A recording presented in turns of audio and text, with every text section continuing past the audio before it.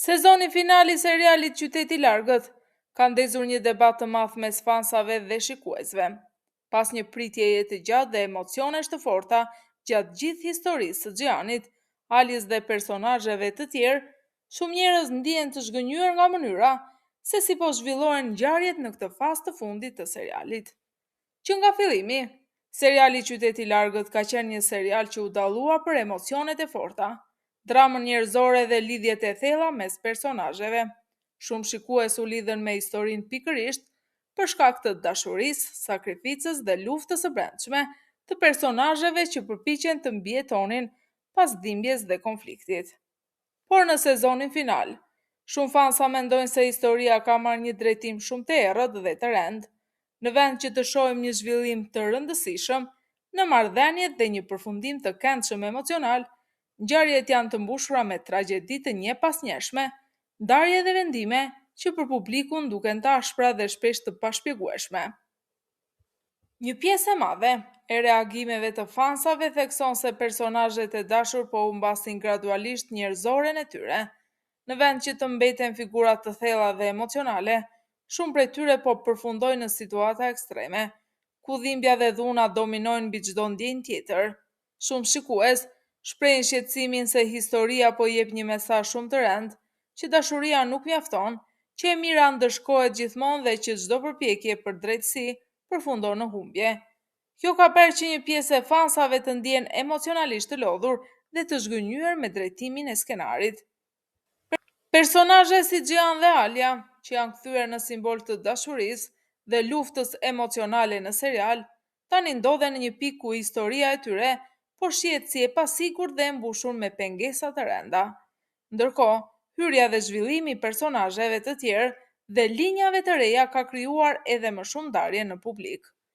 Shumë fansa theksojnë se nuk janë kundër dramës apo emocioneve të forta, përkundrazi. Këto janë arsyet pse seriali u bë i suksesshëm në fillim, por problemi kryesor, sipas tyre, është humbja e balancës mes dramës dhe shpresës. Kur gjithçka bëhet vetëm dhimbje dhe tragjedi, historia humbet fuqinë e saj emocionale dhe kuptimin që kishte në fillim. Në këtë video, do të shohim reagimet e fansave, komentet e tyre të forta dhe zhgënjimin që po shprehet gjithnjë dhe më shumë në rrjetet sociale. Disa madje shprehen se nëse kjo linjë vazhdon, mund të mos e ndjekin më serialin në sezonet e ardhshme. Në fund të ditës, Qyteti i Largët mbetet një serial që ka prekur zemrat e shumë njerëzve dhe ka krijuar një komunitet të madh fansash. Pikërisht për këtë arsye, pritshmëritë për fundin janë shumë të larta dhe çdo ndryshim në drejtim ndikon fort emocionalisht tek publiku. A do të arrijë sezoni final të përmbush këto pritshmëri, apo do të mbetet një fund që do të kujtohet si zhgënjim?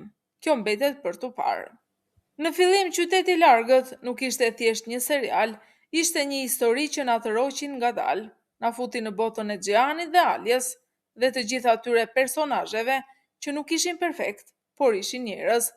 Njerëz që gabonin, që dashuronin, që humbisnin dhe që përpiqeshin të mbijetonin mes një bote që nuk falte askënd. Por sezoni final ka sjellë një ndjenjë tjetër, një ndjenjë që shumë fansa po e përshkruajnë si zhgënjim, si lodhje emocionale, si një histori që po bëhet gjithnjë dhe më e rëndë për të ndjekur. Ngjarjet nuk po ndalen, dhimbja nuk po ndalet dhe çdo shpresë duket sikur shuhet pa nga pak. Shumë shikues thonë se ajo që i bëri të dashurojnë këtë serial, po zhduket ngadalë. Dashuria mes personazheve, lidhjet njerëzore, momentet e vogla të shpresës, po zvendësohen nga tragjeditë e njepasnjeshme dhe pyetja që po qarkullon kudo është e njëjtë. A është kjo historia që ne donim të shihnim? Personazhe si Xhian dhe Alia, që dikur simbolizonin dashurinë dhe luftën për mbijetesë emocionale, tani ndodhen në një rrugë të mbushur me pasiguri, dhe çdo hap i tyre sikur sjell një tjetër humbje. Xhian dhe Alia dhe gjithë pjesa tjetër e historisë nuk meritojnë të përfundojnë si mjete për kaos të vazhdueshëm. Ata meritojnë një histori që ka kuptim, jo vetëm dhimbje, dhe nëse ky është sezoni final, atëherë fansat meritojnë më shumë.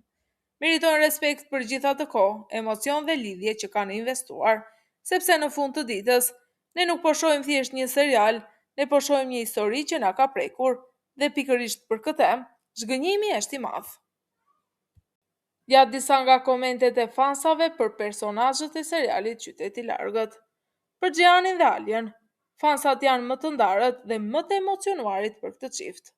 Komentet kryesore ishin: ishim 2 vjet duke pritur bashkimin e tyre dhe prap nuk ndodhi si duhet. Pse gjithmonë ndahen kur më në fund po afrohen? Në vend të lumturisë vetëm tragjedi për ta.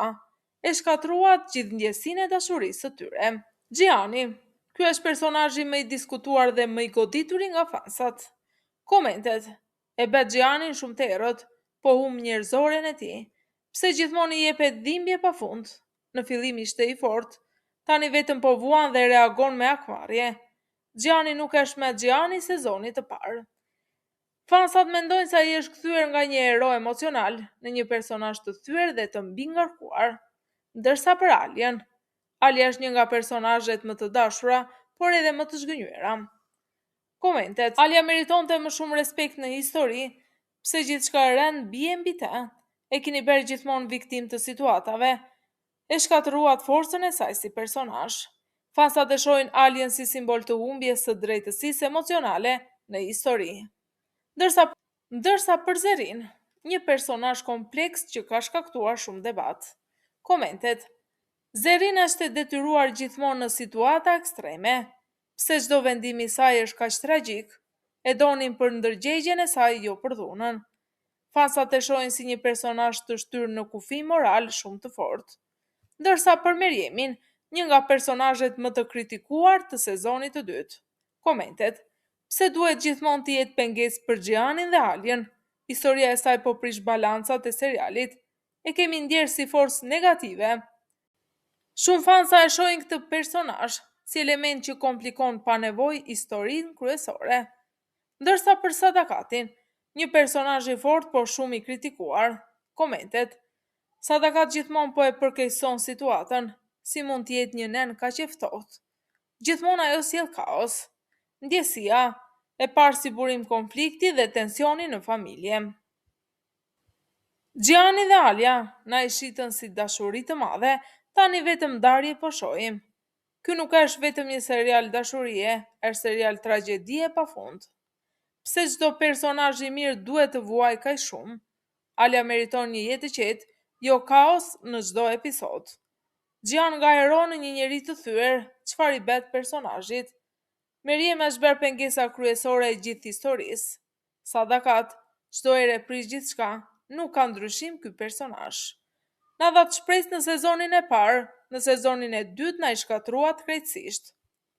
Nëse sezoni i tretë vazhdon kështu, unë e le serialin pa u menduar 2 herë, ndërsa për personazhet si Shahin dhe Kaja kanë shkruar: me largimin e Shahinit e keni shkatruar serialin, pa ta nuk është më e njëjti. Kur ishte Shahin, historia kishte kuptim, tani ka mbetur vetëm boshllëk. Ai ishte një nga personazhet më të fortë, sepse e hoqet kështu. Në momentin që u largua Shahin, u zhduke edhe energjia e serialit. Të heqësh ose të vrasësh atë ishte gabimi më i madh i skenaristit.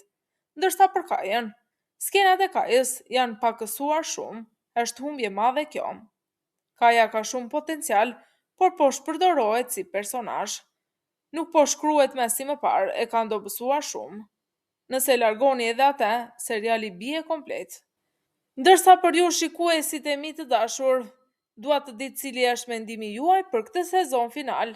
A jeni të kënaqur apo të zgënjur? Faleminderit që ishit me mua dhe shihemi në videon e radhës.